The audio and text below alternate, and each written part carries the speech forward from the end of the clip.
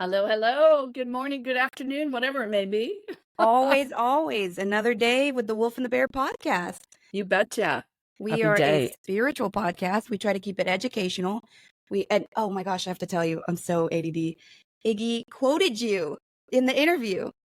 Oh my He gosh. go out of nowhere. He was like, well, and wisdom first, love second. And I was like, I love it. I thought that was so That's what cool. it's about. Yes. Anyways, yeah. So we're a spiritual podcast featuring Terri Groom, Psychic Medium channel, DFW's finest. Your host, Sophia Sterling, avid student of Terri, and we just get together and we talk about our beliefs about spirituality, and we try to keep it real and raw, and we pull from our experiences. So everything that we talk about is something that either we have experienced or we experience through spirituality. So we try to, just keep what our truth is and let that be what it is. Absolutely. Now, today, Terri, I want to cover two different topics. One of them kind of on the back end, I did want to ask you about angelic energy. I Okay, sent you a excellent. video earlier last week, and so we'll talk about that.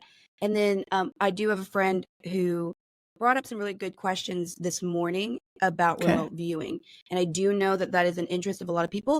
And it's also, to me, a bit of a dangerous interest because I feel that it can come with its own challenges of just bad spiritual hygiene, et cetera, et cetera. Well said. Yes. All right. So, but also I wanted to say, you got back from vacation and then we went straight into the craziest week of your life. Yes. Busy. Right. And then, I was at the Psychic Fair in Bedford and you were at, the Miracles of Joy in Louisville. And so we had a spirit weekend. Well, you always do, but it was a good weekend. We had a good weekend. Yep. Loving what we're doing. That's what makes it a good weekend. Yes, that's very, very true. And we got to kind of chit chat. It was so That funny. was nice too. That doesn't happen very often. So I yes, it was know. very nice. But I'm glad that it feels like we're moving into another busy week. But Yes. but That's good. I think so. And you'll probably see me putting my glasses on and taking my glasses off. Yes. You're perfect. Today's one of those days, the weather has been so odd, so my eyes are a little sticky. So if you see me putting them on and off, yes, I am. It is overcast. I was noticing that. Yes. I thought it was going to be sunny. Well, before we start, I guess I would like, before I start with his questions, I would love just your take on remote viewing. Okay, absolutely. And it can create some situations. You're absolutely on point there. I do a lot of classes and instruction on remote viewing. We recognize it has been around for decades and decades. A remote viewing is a skill that not only intuitives can be a part of, but anyone really can learn to remote view. We recognize it's not so much about intuition as it is about just the guidance and letting the information flow. I know that seems odd, but sometimes intuitives want to put a lot of information into it. They want to say, oh, well, this is a sandy area, therefore it's probably a beach, or, we start adding our own little takes. So it doesn't have to come straight from intuition. Remote view is something there's many different techniques to remote view.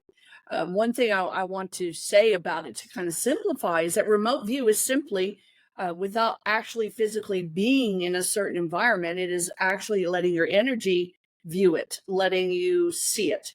There are two techniques, so there's more, I'm sure, but the simplest of the techniques, we either go there and take a good look, or we bring it to us in our energy and take a good look. It's really done both ways. And so it's a wonderful tool, especially if you're trying to, locate someone, a missing persons, or you're looking for even a lost item. If you're trying to get more definitive information and you do it with a collectiveness, meaning you bring 3 or 4 people in and you all sit around a table and you all kind of connect to the same thing. There's so much you can learn from remote viewing. One thing, and we could talk about this for days. I love remote viewing. We recognize that it is a bit of a slippery slope because, as you said, you have to be, keep your scruples about you. Don't, make sure your integrity is intact, because the last thing we want to do is to teach you a skill such as remote viewing, only to find out that you're now checking in on your ex-boyfriend or his new girlfriend or someone that you should not be visiting. It can be very intrusive. We do still, as free will, we also have privacy, and that is something that we don't want to take away from others. So we don't want to use it to manipulate. We simply want to use it to educate. And we recognize as well that there's been pretty easily documented in multiple governments about Absolutely. really focusing on this topic, obviously for espionage and Yes. homeland security, I'm sure, whatever that really means. But the thing, and I guess to be able to move like that, to bring it to you or vice versa, that is all done in the astral, correct? Yes, absolutely. It is done in the Okay. astral. It's a very strong technique of reaching out into the astral world and looking for locations, Because predominantly it is not locations. time sensitive. Right. Well, sometimes it is time sensitive. Well, Sometimes, because you remote viewed at one point during one of my classes the orphanage, yes, but yes, if I'm not mistaken, you remote viewed it from the perspective of the time I would have been there. right. That is true. And Exactly. that's curious. So we recognize that even through the astral, or even, through those experiences, it really does in some ways prove that time is it's a noted construct in our personal dimension. Absolutely. Absolutely. And that's well stated. Going back to, I have a dear friend who spoke of the of government contracts and government work with remote viewing. They were very heavily involved in it for several years until they shut it down.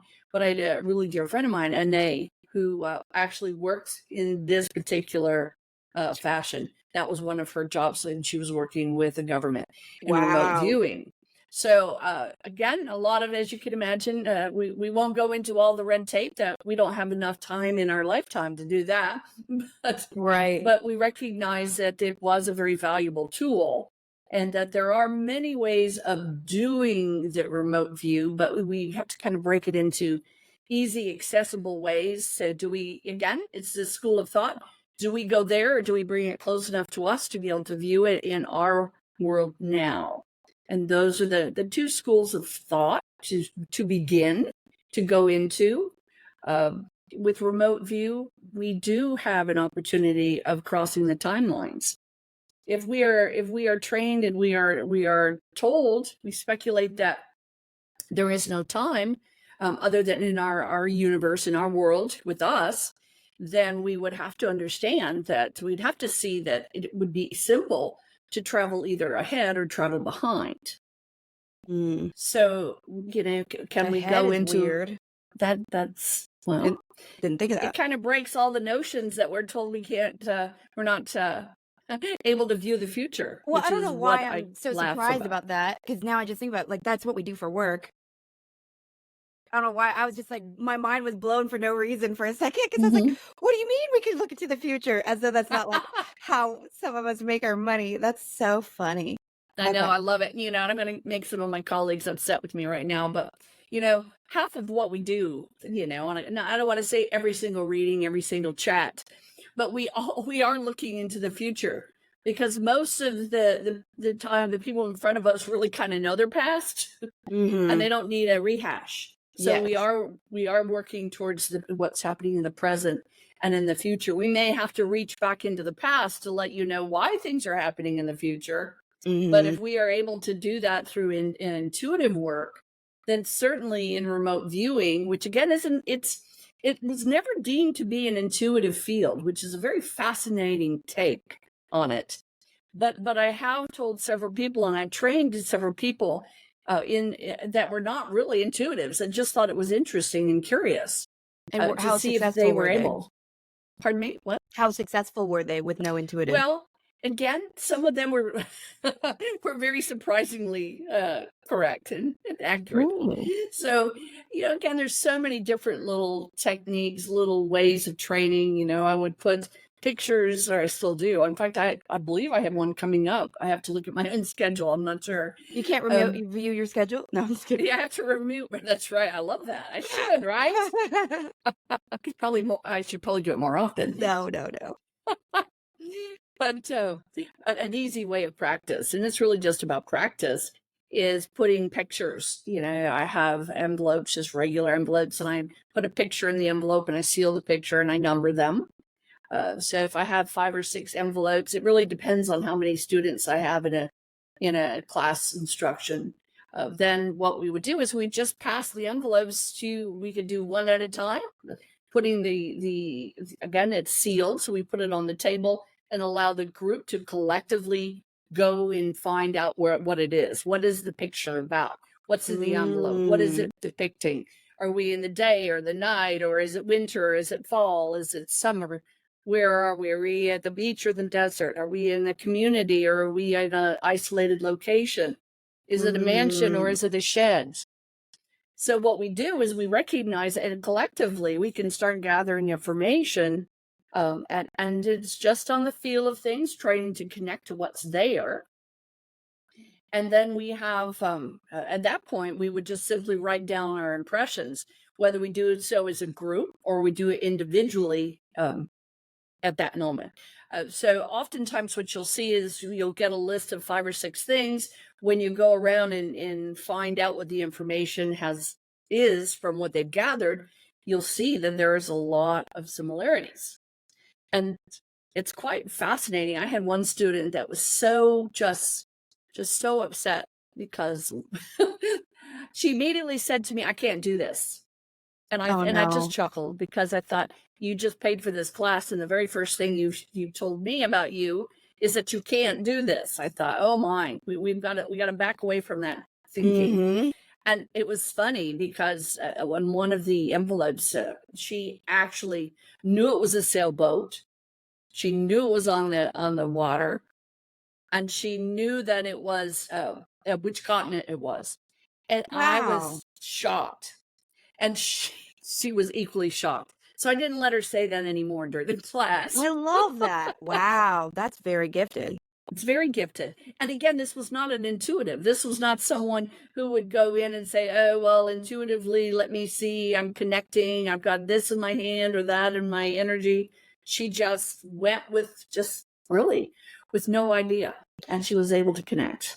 The thing for me with all of this, to me, as far as like the labels of versions of way to do anything, to me, it's either of the physical world or it's of the spiritual world. And it's all just versions of that. So if someone's like, I'm not intuitive, but you have this weird ability to astral travel to a new place, like that, to me, it's the same thing. Like it's a propensity towards that. Yes. I remember specifically that there was a situation where I was supposed to go and figure out who owned a ring. Yes, that's. And as I was sharing that with you, it got to a certain point where you pulled me out of the meditation. And basically it was just, and I had felt that I was staring into a fire and getting drawn into it. And so you didn't really, I mean, I don't know how much of that you recognized, but I was remote viewing something that had happened a long time ago. And yet the energy was such that you felt protective of me in that moment. Yes. Why? Mm-hmm. And that brings us to the concerns of astral travel. So what were you concerned about? And what would you say, like, what in that moment, I guess, why did you say we do not need to keep doing this? Because I recognized I had some information about that ring, so I knew some of the some of the negative side of the experience of the person that owned the ring.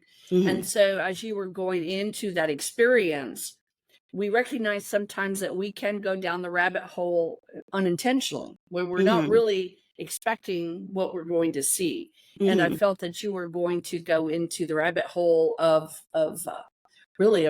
pain and heartache, because what you were seeing was something that was speculated about the owner. There was fire around this person. In a situation that would have been dangerous. So we didn't, again, based on your reaction and your assessment as you began the practice, it became pretty obvious to me that you had connected and we needed to move on. Well, and so that also leads to kind of, especially in this circumstance where we believe the owner of this ring had potentially passed as a result of fire, we're also isolating down to a moment of death, which has a tendency to be incredibly dense, especially if it's a horrible way and an unwilling way. Yes. And Yes. so there's like we always talk about X marks the spot, which is why the satanic practices go to the same spots, because they do hold energy. Right. So as if you're an untrained, which at the time I was, but thank God I was with you, etc. Like, there are rules here. There are things that we recognize. There is gravity in the astral plane Yes. that just you could be unaware you're about to go there. You could be aware, and as you get closer to the gravity, like gravity does, it'll draw you. It'll draw you into it. So Exactly. you think you're just going to go check out this old shack, and what no one recognizes is that horrible things have happened there. And now either you become obsessed with the thought because the gravity's there and you want to go back. You wreck it, or it's tantalizing. Things like that. It's hard to like, for instance, I told him straight up, like, I'm very blunt with individuals who have questions for me, because I don't think it's Right. wise to beat around it.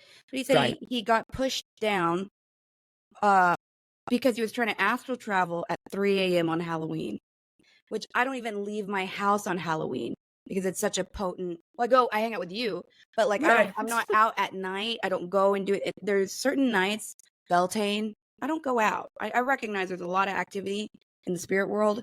I just need to Yes. chill. And so for him to go into the place where, like, there's a lot of protection and barriers to the physical form.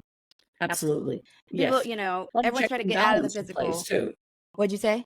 A lot of checks and balances in place as well. Yes. Yes. So then you're trying to go into a place with less boundaries, and you're untrained on a Right. night where everything bad is kind of bumping that night.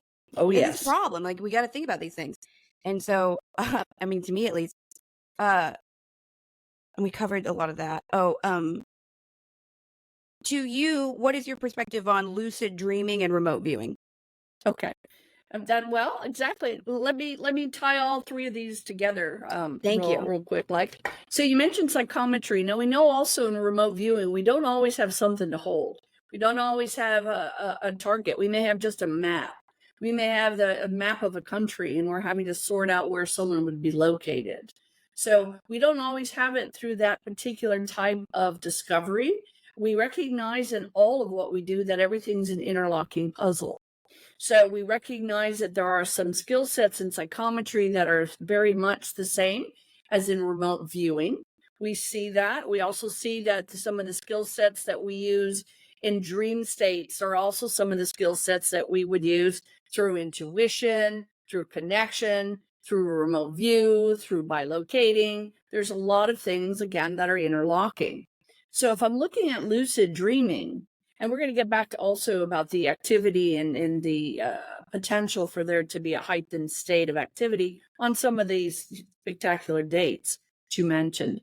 But going back to lucid dreaming, it doesn't have to be, every lucid dream doesn't have a direct connection to something they have bilocated to be or see. Lucid dreaming sometimes is just an awakened state where you are in a different frame of rhythm with your sleep states, and so therefore you are kind of caught in a state of mind where your mind is reactive, but your body is still deep in rest. And so we recognize a lot of things, a lot of information could come out during that time. Sometimes it's just basic information. Sometimes it's scary. It's usually scary. I don't know why we always find, we can't move our bodies, and now there's an intruder in the house, and now they're whispering in our ear. It does feel that way oftentimes, or we're being threatened or injured. Do they have a direct correlation precisely with remote viewing?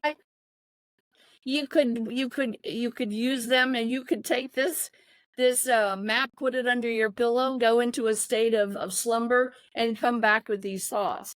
Then you actually have a deeper connection. It wasn't lucid dreaming and remote viewing that kind of married each other during this state of rest. So the answer to your question is not a real straightforward answer. I wish I could say, Sophia, it was, but it's more of They can have a correlation. Now, you said that your friend he was remote viewing, and it was on a Halloween. He said, I'll read it Okay. precisely. He said, where is it? Oh, he said, is that, I was explaining I sent him to the second episode about gatekeepers and guides. I was saying Okay. a lot of your Okay. questions would be answered through that. That was Okay. the context. He said, is that the being that shoved me down when I tried to remote view with no protection at 3 a.m. on Halloween? Okay, and that's a very good question. Okay, now there's a lot of things that we have to take and apply to that particular question. Of course. Okay, first we recognize, yes, October 31st is a very powerful day. We recognize it because we, as a population, we as a society have a take on it. We have a certain look about Halloween. Some not so favorable. There are a lot of people that find that Halloween is the devil's work. And so there's just a lot of energy being thrown at Halloween. Is it a time where there seems to be a heightened energy? Well, most definitely. Anytime, again, when society is thinking similar thoughts, there is an elevated energy that is associated with that particular time. So we recognize it, again, the magical time. I mean, he's got all the moving parts to this. He's got a magical day. He's got a magical time. We recognize that at 3 or so, between 3 and 5, usually we hear that there's more activity. Well, that's because the mind is more at rest. We're usually in a state of either a REM sleep or heading in that direction. Or we know that, again, the house is usually still and quiet, that our society, our community as a whole is not as active. So we're more apt to get information through the spiritual world. People will say to you, oh, the veil is thinner. And that's possibly true. I'm not sure. I feel like they Or can the play. static is less loud. Right, or the static, right, exactly. Which makes sense because we're in a state of calm. Because most of us are not in that state because we're usually not, most of us not sleeping all day long or during the day. So the 3 a.m. is the magical time. So remote viewing, again, when you remote view that in a dream state, you're more astral traveling. I think that's what he's kind of. I think I think he's meaning all of kind of the same thing. All of the same things, what it's feeling like. And I get it. It's a wonderful question. So more than anything, what I want to understand is what I'm hearing is in this state of mind, this time frame in a lucid dream, he felt he was shoved. Now, I don't think he means he was dreaming. I think he was physically touched. Okay, so and he I don't feels think it that was he his was guide. shoved in his, in his bed at this time. He was shoved, and he wants to know how that applies. Well, again, if you're remote viewing and you're traveling, again, it's really about what came first, the horse or the cart. Exactly. Because if I'm remote viewing, how did I get there? Did it come to me or did I go to it? Now, if I'm into someone else's territory, theoretically, I'm an energy. So they should not necessarily see me, spying on them, right? That's why we say don't do that to don't cross boundaries with it, because theoretically they're not supposed to know. But if they're in spirit and you're traveling through energy, so your energy is traveling through a spirit connection, then they can see you. So is the fact of the matter he got shoved probably was for many different reasons. Was he shoved because he was someplace he shouldn't have been? Right. Did he cross a barrier that he wasn't aware of? So that it wasn't even a being, that it was just an experience. It could have been an experience. Did he reach into the spiritual realms and something didn't want him there, and it was a being that decided to kind of get his attention? That's possible too. We know that we can have very many different states of mind where we are touched and where we are in a situation where we feel that we are having an interaction, whether that's bilocating, remote viewing, lucid dreaming, really any of the above, astral travel, all of these can have that exact same component. So the fact is, yes, was there a heightened state of energy? Absolutely. We've got a powerful day. We've got a powerful time. We have an intention. if he was in a state of again, as he says, remote viewing, he must have had some awareness. There would have been some conscious trail there that would have taken him, at least for the first part of it, to that destination. And I feel that you don't pick that time in that day without sort of an unconscious or intuitively. I feel you had a very conscious intention to Yes, see something spooky or to see something that would be titillating. No one wants to just go see a meadow. And so I think that you're exactly. you're courting chaos by even just your intention. And so then you're like, Yes, well, I want to see something spooky. It's Halloween. Well, then you might bump into something spooky. And then yes. you can't be like confused on how you maybe have a negative experience when you're doing something with no training on a crazy Right. night at a crazy time, etc. And so, and if it was a guide, then I can only, because we understand the nature of that, it was to Yes. benefit him to get him out of town. Yes, Like, that's exactly right. And so it's and I love the fact that I really do. I love the fact that he had the curiosity to give that all a try it on a very bugged me. I feel powerfully like night. Yeah, he's very he was smart. right. He was curious. See, what a Hmm. cool thing. And I would probably do the same thing. So I'm not knocking his desire to do some remote work at a very interesting time. But but I would say you do recognize that when you go out beyond the physical world, you're going to get touched. You're going to get reminded that you are a physical body experiencing a spiritual matter. You're going to get feedback. It brings me to it's playing in my head, so it must have been some movie I saw once upon a time where everyone is tiptoeing into the graveyard thinking it's awesome and cool, right? Oh boy, it's a spooky ooky because it's midnight or later or whatever, or the 3 o'clock bewitching time, and all of a sudden something occurs and they're totally 100% screaming and running at top-notch speed, and I just chuckle because I think, well, what were you hoping to gain? Wasn't that what you came here to do? You Maybe see? that's the human hubris too, is it's like Yes. I feel like you specifically and me significantly less, but like if we waltz into the astral plane, we don't really know what we're doing. Like No, we don't. we don't know the rules. We know Right. enough to keep ourselves safe because we've trained to do so. Right. But there could be a plot twist that you and I have no idea that that plot twist is allowed, what the rules really are.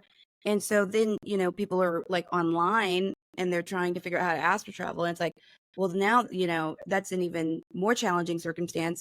Yes. And I do think that it is curious to me because lucid dreaming, the astral travel, the remote viewing, all that, it draws people. I get It asked about that does. all the time. Why do It you think it does. draws people? It's like a Yes. siren call. Well, it is, and that's exactly what it is. That makes perfect sense. What I would like to do is give you a bit of a scenario here. I'm being led by my guides to kind of take you into how all these get tied together, so Mhm. that you're not sitting on the other side of this podcast or Spotify, wherever you may be viewing or listening to this, and wondering, but wait a minute, no, I was told it was this or that. So let's take just a little step here to kind of tie in some of these terms. So, say for instance, we are in the middle of the day and we are sitting at a table, and someone hands us a map. Now, I know there's other techniques, but I'm gonna clarify it in this way. Someone hands you a map, and they say we need to find out more information. We feel that there's something going on in this uh, particular area, but we're not going to tell you what state. We're going to just give you this map. Well, theoretically, the map is not going to give us the psychometry. We're not going to utilize that as psychometry because we don't have anything that's personal. We have a map. So we don't have any touchy-feelies except for something we can kind of close our eyes and gaze into, or close our eyes and put our finger on the map, or look at the map and come to a destination choice. So we know that that is a remote viewing. That is a pure remote view. Go find a spot. X marks the spot. You can't really do much with it. You don't even know what you're really looking for yet. All you know is that you're going to mark a spot. Mhm. And then say, for instance, we'll tie it into, say, a missing persons case. And you'll hear me mention missing persons cases quite often because it really utilizes every skill set that we are taught. And And that's why I I'm like gonna to use brag it. about you a little bit. You've done quite a bit of work with certain departments. I So have. you've done a lot of really good work with this in a way that it's helped a lot of people. And so when I people are hope like, so. "Oh, Yes. is any of this real? Is she legitimate?" Da da da. It's like, well, these law departments wouldn't keep coming for your help if you weren't on your P's and Well, Q's. of course, what's real cool about it, well, I say it's cool, it's kind of funny actually, is that you'll never get credit in public Mm-mm. for that, okay? No. No detective is going to say you use the help of a well-known intuitive. It just sounds bad for his career, but that's okay. So Because we found the people. we found the people. But going back to the map, so we go into the remote view part of it. That's great. And then we get more information. Say, for instance, we find out why we just pointed to the map. Maybe there's something that there's a missing person that we're trying to locate. So then the next step would be, okay, perhaps maybe, do you have anything of this person? Do you have a piece of psychometry, piece of clothing, something this person would have had? So now our remote view gets nice and tied neatly into psychometry, where now we actually hold something that's even more relevant to what we're looking for. And so then we can use psychometry as a way to go find it. We could also at that time start the travels, the astral travel. We've picked a location. We believe that that location is likely to be it. So then we can go through the astral experience. We can go through the bilocation experience, and we can further use remote view to take us to a target. Now, a target is simply a person, a place. A target sounds like a very technical term, but it's just locating what we're looking for. It's taking us to what we're looking for. And so we use all of those skill sets. We'll say you come home, you still are working on this, you take a nap, you go to sleep, now you're lucid dreaming. You're probably also in a state of intuitive state because you spent all day trying to search and find. So now you're going into a level of intuition, which comes out as lucid dreaming. So Yes, do you see where we're going with this? So there is 100%. no wrong answer, okay? And there's a lot of right answers. You can utilize all these techniques to get you to an answer. That's what I think is like such a good point, is that these are all different tools, but they're functioning in the same toolbox. It's like nobody, Yes. and so somebody could be great at psychometry, but that also has to mean that they have some potentiality to those other tools because they're Yes. in the same toolbox. And Yes. so, and I do think I told him, and again, I'm pretty blunt, but he said, I have a weird question as to why, I can't quite tell the difference between my daydreams before bed and my dreams. I feel one become the next, and I think I daydream in sleep, if that makes sense. I have no idea what he means. Well, I love that because in a lot of my dream work classes, I talk about dreams or daydreams or dreams. It's just a different time of the day in which we have them. So again, we could get real particular here. If daydreams are during the day and you're working at night, and then day is your sleep, is it dreams? Is it still a daydream? I know that's a silly way of looking at it, but No, I mean, I think I understand. Well, two things real quick that came to mind. First of all, what they were showing when you were talking about the different tools in the map, and you were talking about then you could enhance it by the psychometry, and enhance it by this. But it was almost like, how many tools can you heat up a butter knife to cut through the butter? yes. So the more you add on, the hotter the knife, the easier it gets to get where you're going. Absolutely. Absolutely. Which I thought was a funny mental image, but I love that. I'll tell you, it's like we always say, we always work from the standpoint of love and wisdom. I got the love and she's got the wisdom. It's just simple as that. Wolf and bear. No,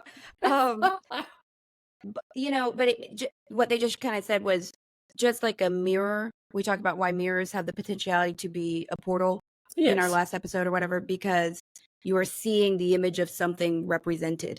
Right. And so that's all dreams are, right? It's essentially a mirror in our mind where we're developing these portal-like potentials that will Yes. just never go because we're like, if you're sitting there daydreaming about going camping, right? Like Right. if you're at your office, that's an impossibility right now. Exactly. But you might still, and you talk about this in your perceptions class where you eat the pizza without eating it. Right. You might daydream in that you are camping and your body regulates and calms down to the point as though you had been. Yes. That to me is, well, is it astral travel? Is it dreaming? It's those are all synonymous, right? Well, that's exactly right. Okay, that And makes sense. we do get caught up in the terms. And I see it time and time again, every class instruction, every time I am working with these type of skills that in our toolbox. People always want an exact answer. Is this remote view? Is this by location? Is this, and on and on and on. And I get it, because I used to be you. I used to know that. I used to say that. I used to feel that. I always felt that if I couldn't figure out which one it was, then I couldn't do it. Oh, But then I interesting. realized that's not what it is. They're all intertwined. That makes And perfect so sense. the fact of the matter is he daydreaming at night? Because he doesn't know to separate the daydream from the night dreams. Well, first I want to say to this wonderful person, darling, you need to get some more sleep.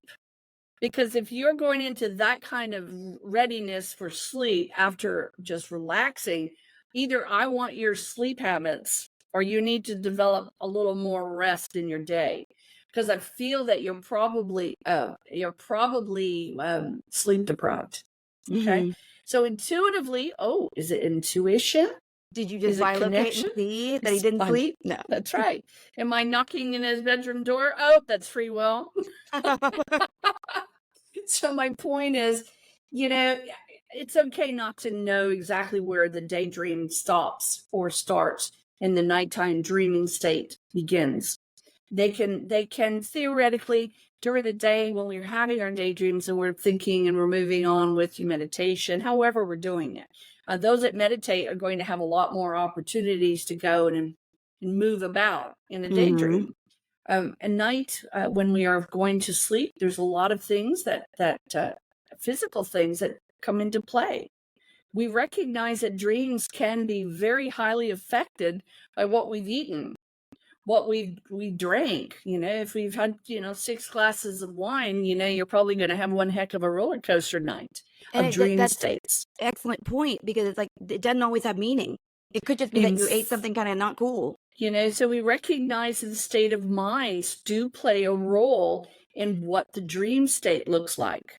Yeah. We recognize those that have a little PTSD can go into a dream state and with a little bit of panic, where it turns into, instead of a dream, it's more of a situation, a moment of PTSD. A flashback. So we realize that there's a lot of cause and effect when it comes to dream states. Some people don't go through all the different states of rest. They don't get to REM sleep. They get triggered by other stages, and they get either they wake up or they can't go deep enough to get into a pattern of rest. So there's a lot of things that play a strong role in dream states at night. Okay. So I would just say keep dreaming. Make sure you're getting adequate sleep, my friend. That's always important. The intuitive in me wants to say, you've got to have a little something before bedtime, nothing too heavy. Maybe for you, just something with no caffeine, even just something light, even a little bit of warm broth that's not too salty, just something to help you get back into a more restful sleep. Because I do feel that you're a little short on sleep. Well, thank you, Terri. You're welcome. And to read, thanks for the great question. We've had an amazing conversation as a result of it. So Love it. I love it. I love it. I love it. Me too. And it's just great. That's a lot though. And now, my friends, I want you to know, because you're going to hear some things here, and then you're going to hear some things when you meet both of us in person and we talk to you. I have a lot of colleagues that are asking me about events that are coming up that are in October, including one that I've got, but not on Halloween, but around Halloween. And I'm all for it. If you want to go experience life, as long as you're not doing anything that I deem as hateful or upsetting or crossing the boundaries, go experience it. If you want to go sit in a cemetery on Halloween, have at it. You know, when you run away and scream like a banshee, it's okay because you chose that. I'm not going to go in and tell you not to. So have at it, but recognize there's a responsibility in all actions. Pick and choose and be responsible for the outcomes. And we circle back to the part in the conversation in our Ouija board topic where we recognize that, you know, our guides can only protect us up to and through the point that we make a hard decision, a free will decision. Yes. So Yes. if you do decide to go to the cemetery and you wonder if something like if your mood and behavior has changed and you wonder like, well, surely nothing happened. My guides would have protected me. Well, your guides were saying that maybe this was not a great idea. They were guiding you to maybe not do it. Right. And then you did, and then they're out. There are limits to what they can do on the spirit side anyway. Absolutely. So, you know. Well, absolutely. They have your best interests, but they're not going to snatch up your free will. They can't. Yes, They exactly. can't do that. And so they might be sitting there going, gosh, I wish you wouldn't do this. I've already told you you shouldn't. I already broke down the car on the way and that they still went. Well, you know, it's funny you said that. And this is a totally off topic thing, but I want to throw this in your lap while we're at it. You know, and that's true. I mean, our guides really do talk to us. They want us to know, they want us to get information, but they're not going to step on our free will.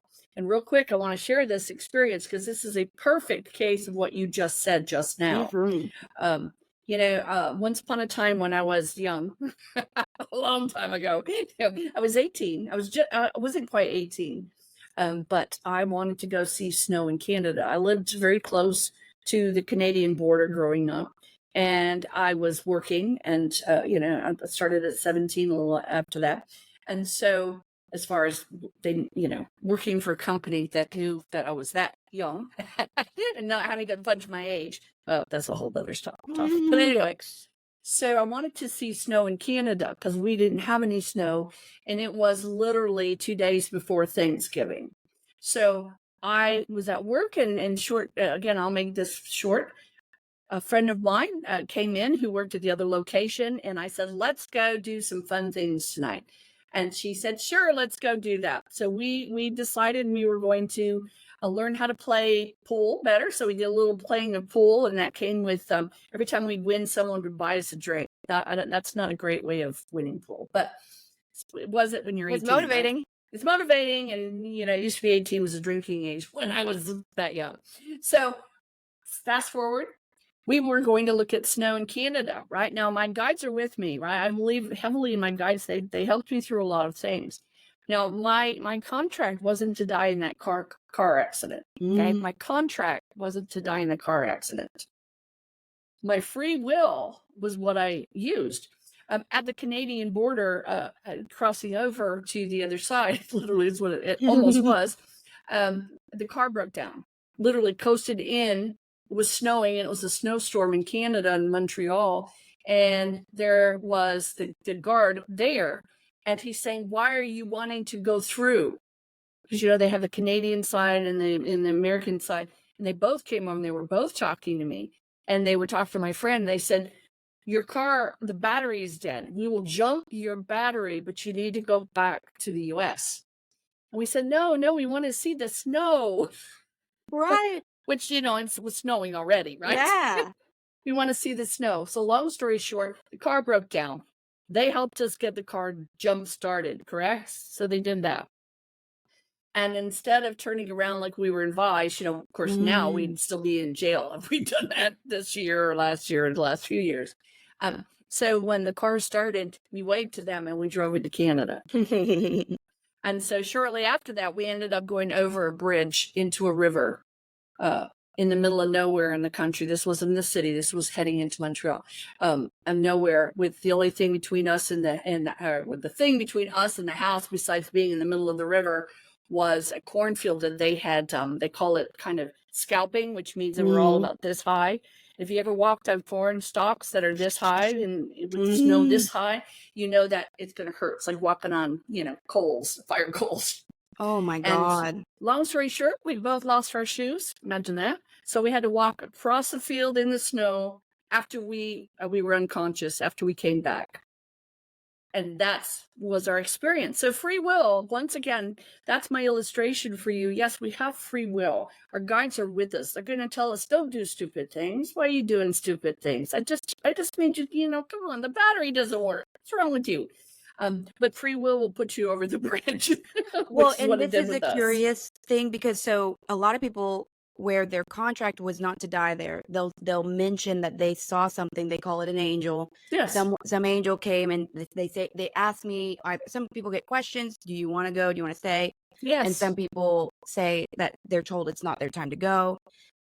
I'm going to, we'll get into angels, I'm sure at some point, but like, would believe that would be their guide, most likely.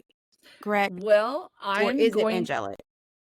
I'm going to suggest something different, which is Oh, interesting. Okay. ooh, I'm so excited. Ooh, because I do have, again, I know my guides. I've known them for a long time, and I've kind of seen what they've looked like for a long time. When you grow up with trauma, you kind of want to know who's on your side. So you spend a lot of time wondering what that would be like. So we did go off into a bridge unconscious in the water.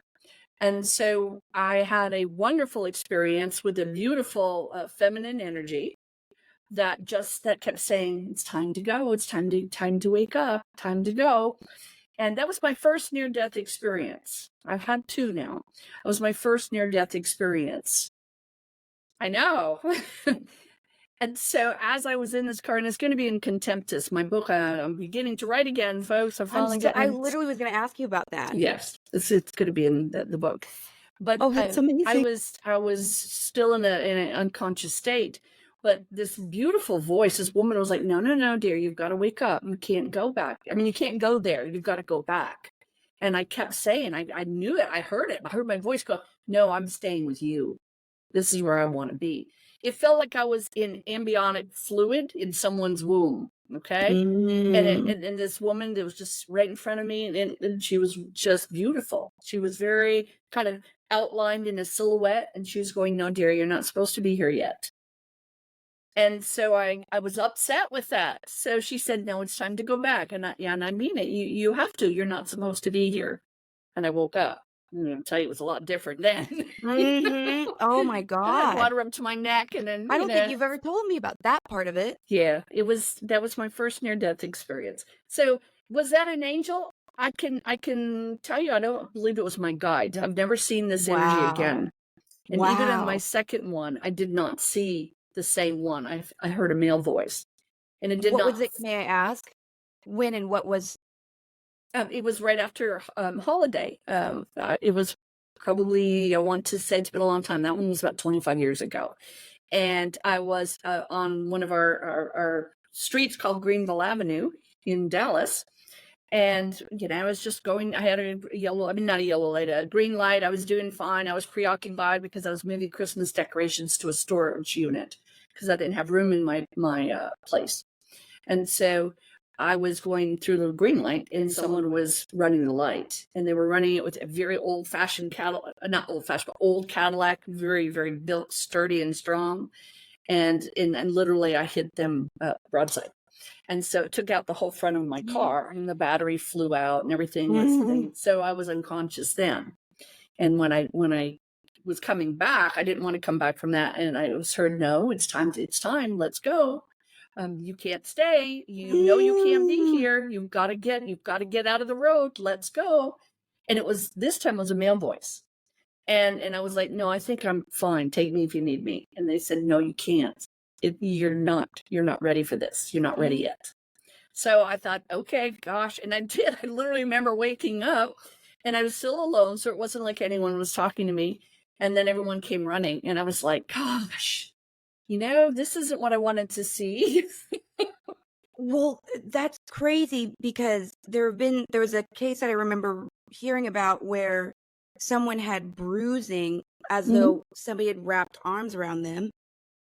And there was, like, I can't remember, there was that, and then the paramedics had asked who is missing from the vehicle, because I guess she had been vocalizing her brother's name. So is there a component where it's like, okay, obviously she wasn't meant to die in that moment, so we understand that death is contracted. Yes. But how could somebody have, we understand we can be like, I get all that, but why would a past sibling who's already be allowed to help intercede in this way? Just because anyone needs to help to make sure it doesn't happen? Well, and again, that information I can only surmise. I don't have I don't have a firsthand experience that I can bring back to you right now. But I do feel that the siblings would be just as much welcomed as anyone else. I don't Right. necessarily feel it has to be an angel presence, but I feel in some instances I felt that the woman was, because it was very different. It was I saw the light and I saw this bright energy around her, and I thought, that's for me, I'm going. And it was more of talking me You out of said crossing. yes to that. Yes, exactly. I mean, it was like, yep, I Wow. want that. Give me a piece of that pie, because that one is what I'm looking for. But the second one was more, it was still in the darkness. It was very matter of fact. It was like, no, you can't be here. You need to get out of the road. You need to come with me now. You need to get out of this car. And you saw him or you just heard him? No, I heard him. The Okay. first one I saw. This one I Wow. heard. Just heard. And that was different. In that scenario then, with like, so some people have said, I don't know how I feel about this, I'm very curious for you, with especially with the NDE stuff, the near death experience, Mhm. because I recognize I almost died in China, and then further on the timeline, I like continually almost drowned for a while. I'm like, where were my parents, first of all? And then never since, knock on wood. But some people say that those that are intended to do a lot of work in the light, they have a tendency to have more near death experiences. And obviously you could take that from two different angles. Either you are so in connection with spirit that you're automatically drawn to circumstances that will take you to it, or that you are sort of targeted as a way to knock out the good and the work and good spirit that you're doing. What are your thoughts on that? That is an excellent, excellent question, because that I have pondered for nearly all of my life. Because again, think about it. If there is a balance, and if we see that the balance on each side of the scales is good versus evil, right? Good and bad, if those are the balancing items, that the feelings, the emotions, actions, whatever you want to call them, then knowing that we are of the light, knowing that our intentions are to help and to bring up the masses, bring up the individuals, bring up those that want, to be a little bit closer and understand more of the spiritual world. We Tip the would scale on the light side. Is what we Yes, try to do, essentially. that's what we do, is we try to tip that scale on the right. I call it the right side. Yes, the light side. The right is the light is the right. And so, yes, I do feel that sometimes we are targeted. Now, is that, I know there's going to be someone that's going to go, oh, well, that's ridiculous. Why would you feel targeted? Well, it is something, that I can feel skeptical about, but I also feel that there's a potential for that to happen. If we do and believe the things that we, are taught to do, or we are kind of guided to do, then certainly there must be something on the other side of that scales that would want us to not do so, that would not want us to succeed.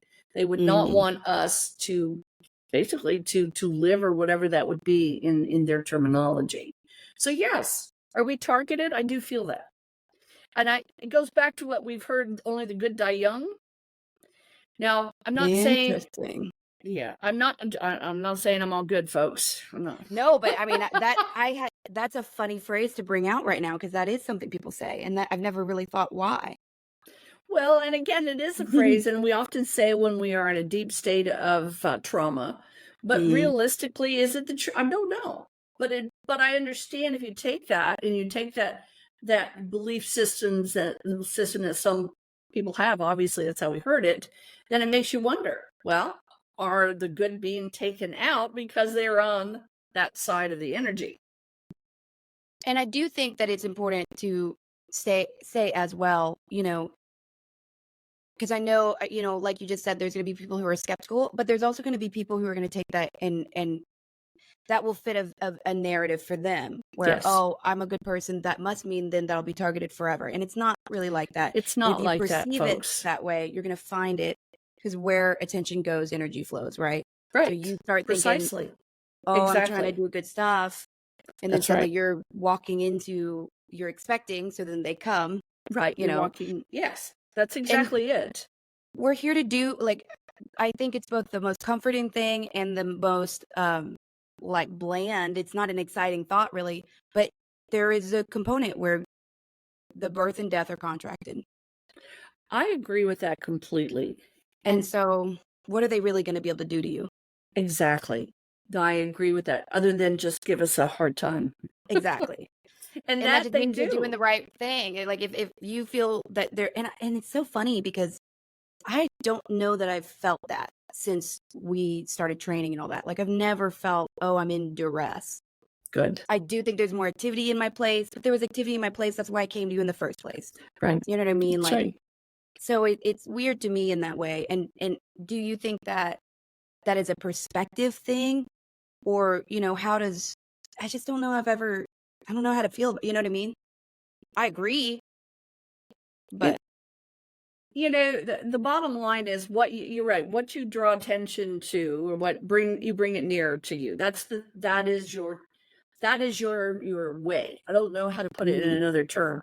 But if you bring this to you and you learn about all the wonderful things that are about the spiritual world and all the different components about spirituality and all the potentiality to, meet guides, to be on the other side, to have near-death experiences, when you see all that, I don't want anyone to feel that you are a target. There's no target on your back. It's just that you're going to be in more places, whether they are all within your energy or physically. You're going to be in more places. So you're more apt to get experiences that you might otherwise never have noticed. Well, I just got a message too that I think is important because I didn't think about this originally from me, but they were saying that they're going to always be more interested in coveting and converting you than actually taking you off the board. Yes. So, and they brought up this person who's actually on the conscious level, a decent, very nice guy, I think. But I've talked to you about him because I was on a date with him, and like I'd already said, I was a baby, like all these things, and we wound up watching the most traumatizing movie maybe I've ever seen in my whole life. Like, it's just the topics are traumatizing, the graphics were traumatizing, and one hell of a date, huh? it was horrible. I mean, and I was so submissive at the time. I just was like, I wouldn't stand up for myself. And I think that was something of that nature where it was like, well, either, yeah, it was weird. And I don't think he's a bad person, but I do think there's a darkness in the bloodline. I think it came out that night. Like, it was so weird. Right. So that I could see more. And weirdly, I had a lunch date a long time ago with somebody that I started to get a very weird, sinister feeling. Then he disclosed he was a Mason and a high level and all this. And I have personal feelings about that organization. And I was like, that is weird because I think I've seen it in the dating field, but never like you have things with cars apparently. Yes. No, you know what I mean? Like, if they're trying to get at you with your vehicle, there's been approaches in a more like in people, which is interesting. Well, and that's exactly and right. you have too. I won't talk. Yeah. Well, People that really want to be near you. Well, I'll tell you, you do have to be mindful of this too, and you can't take on an arrogant attitude about it, because I'm going to tell you, twice thereafter, I got myself in trouble with arrogance. Now I was younger, so I'm gonna say that as my reason.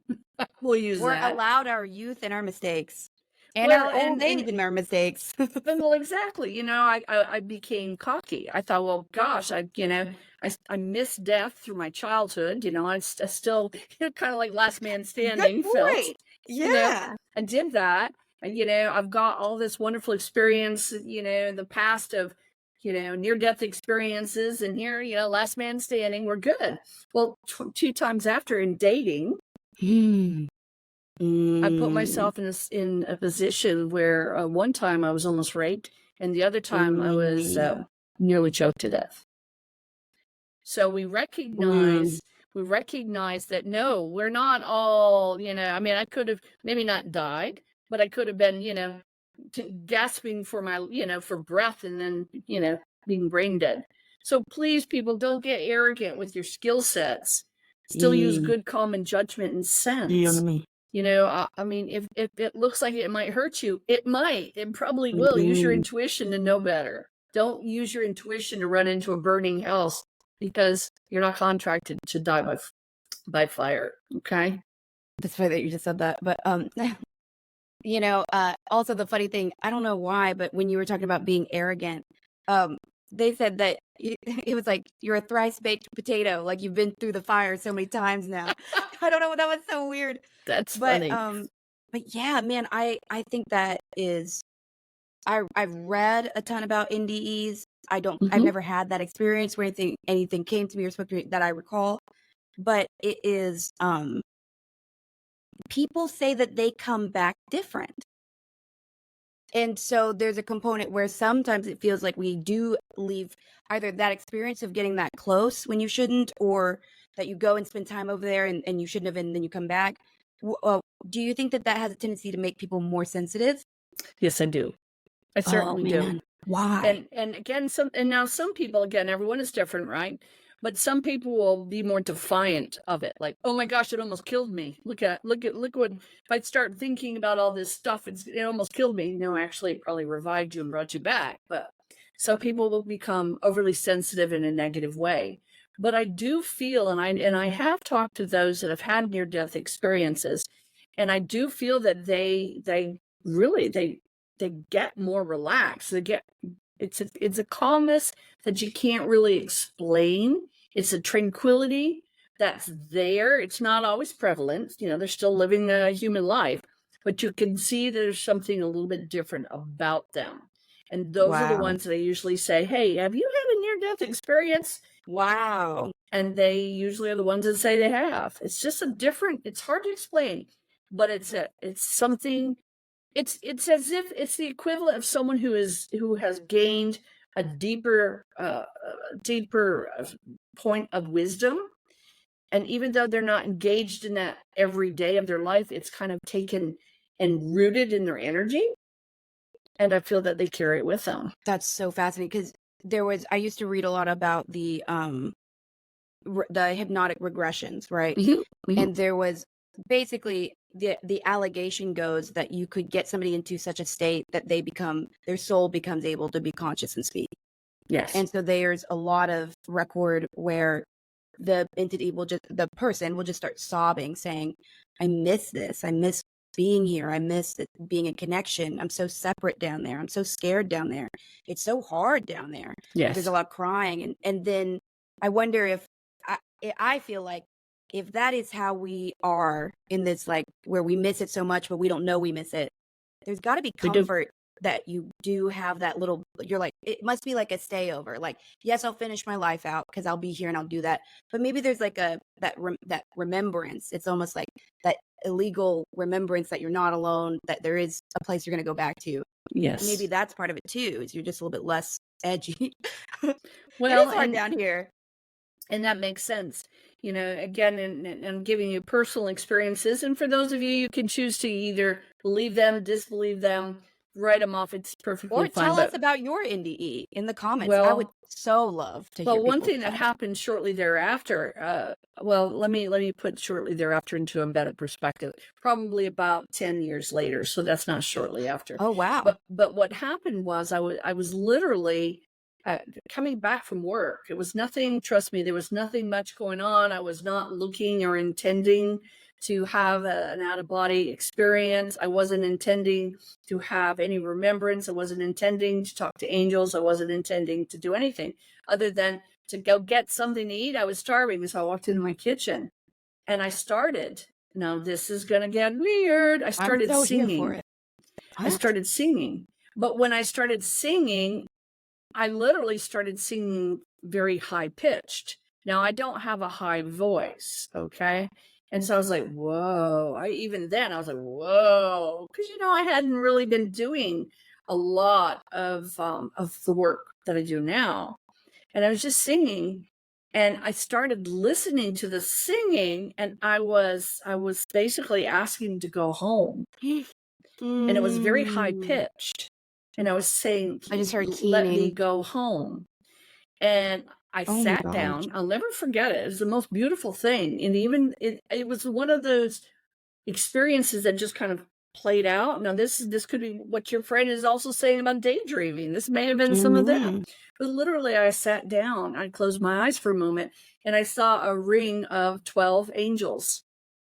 And I had a vision that I was in the center of it, and I was singing, "Please let me come home." You're like petitioning them. And they would not, they said it's not time. Oh my And then they God. just all kind of drifted up, like I was watching them all leave. They're like, peace. And I'm No, like, come I back. just wanted a sandwich. And now I'm singing, "Get me home. I'm home. I'm in my kitchen." Wow. And you But weren't it, even in an emotional state. not at all. Not at all. I had Wow. no intentions of that. And literally, I remember it started singing. I'm like, what am I singing? What am I doing? What is this? What's going on? What's going on with the energy? And I started singing in very high pitch. It was actually, I wish I would have recorded it because it was not anything I would have done. And it was Mm. very high pitched, but was, basically, "Take me home. It's time to leave. I want to be there. Bring me back." And it wasn't Mm. any emotion that I was feeling consciously in the human vessel. And Yeah. so, when we talk about near-death experiences and how they may or may not affect other people, that is, for me, that was an example of something stuck. Something Mm. was still there. Now, there's going to be plenty of, as we A continue to memory of grow. the path back. Pardon me? What? Do you think there's a chance that it's like you it's like going down a slope with fresh snow? It's like you had to go that path twice. Yes. Maybe Yes. your energy just knows how to go and it shouldn't know, but it does. So And it it does may it. be. And it may be Wow. that. And I'm grateful for that. Trust me, this isn't That's about crazy. ego. Mm-mm, I'm not no. saying I did this, you can't do that. I'm simply saying this No. was an experience that I have had a couple of times. And then the connection further into that realm, the angelic realm, which again, that we know that we've got a lot of subject time to spend with angels to talk more in depth. Yes. But recognizing that here I am in human form. I just wanted a sandwich. I'm in the kitchen. Right. I probably hadn't pulled the bread out by then. I'm hungry. For me to go from 0 to 100 into a completely different connection, was interesting, even for me. Because Mm. now I do it all the time. So when people look and they go, "I don't believe Right. in this stuff," I actually don't even have an impression or an opinion anymore. I just laugh. I'm like, okay, And that yeah, was so healing for me when we started doing this podcast again, because I'd been in the discords where everyone's asking me, am I crazy, all these things. yep, And you were just so you're like, I don't have the time to figure out if you believe or not. And I loved that. It helped me kind of get back into alignment with what I believe. Because you do, for me, it's like, no, right. you're so right. It's like, It's it doesn't really matter. It doesn't matter. I did something I never do. I was looking at I went online and Googled my book. I never do that because, I don't really care what people review it as. It is what it is. It's my life. You can like it or not. It's up to you. I didn't like it Mm-hmm. personally. But I went in there and I saw on Google, there was a little caption that said that the storyline was deemed to be basically almost like not mystical, but magical. It was magical thinking and it didn't happen. And I at first I was a little taken back by that, and I thought that's okay, for all those Reddit people that not on my nerves. I'm good. But I saw that and I thought, isn't it funny that I have that response to my upbringing, and then I'm an intuitive, an animal communicator. I'm medical empath. I'm a channeler, and no, there's a large segment of our population that doesn't believe in any of that either.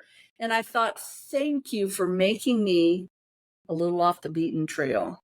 Oh, And, mhm. and so for me, that was a different take too, because at first I was like, oh, well, who wrote that? You know what? I don't care who wrote that. What matters is we all have our own path, and it's not going to agree with every single person out there that hears us or works with us or sees us. Not everyone's going to be on the same page. But you know what? That's why there's so many wonderful pages to each of our chapters. We don't have to That's be so alike. beautiful. No, I agree entirely. Just be nice. My goodness. Be Just be nice. nice. Be kind. Yes. Golden rule. Yes. Be kind. Well, Miss Terri, we have done it. Next week, we're probably going to cover some Gosh. angels, and I'm very excited. But today, I Oh, feel like we just had the most amazing topics, and angels. it'll be very. I'm so curious, but I am going to link your book, of course, your Thank you. Netflix and your website always. So please do, if you would like a reading with her, reach out. I'll leave my contact information below as well, and then also do share. Have you had NDEs? What do you think about them? Do you Yes. believe they're real or not? You know, we'd love to know kind of what you feel about some of these topics, because it'll definitely be something we shout out at some point as well. Yes, please. You know, I don't read them, but Sterling will. She will read all the reviews, all the questions. Please, you know, come interact with us. Come play with us. We got our first comment last week, and it Ooh. was like so nice. She was like, I've Ooh. been looking for this. This is exactly the information I've been looking for, which I was hoping that's what we were going to be able to accomplish. So cool. And we only had to pay $20 to get that. I'm so excited. No. Just kidding. We didn't do that. And I missed it too. It was like 7 days ago. I was like, oh, that's really cool. I'm so happy. Wow. But That's we don't really do cool. it for that. We do it because we're trying to do the right thing. We're trying to tip that scale, baby. Yeah, let's tip that scale. Let's elevate energy, right? Yes. Let's upgrade. Yes. That's right, from last week. I'm working on that book, by the way. I'm so excited. It's about upgrade. That's the name of it. So don't you, listeners, don't you dare steal my book title. I give you all so many book titles. This one's mine. I love that. Oh my goodness. Okay, well, I will see you next week. We're going to have an amazing conversation, and join us there next week. Absolutely. You all take care. Enjoy your life. Terri, I love you so much. Love you too. All right. See you next week. Bye. See you next week.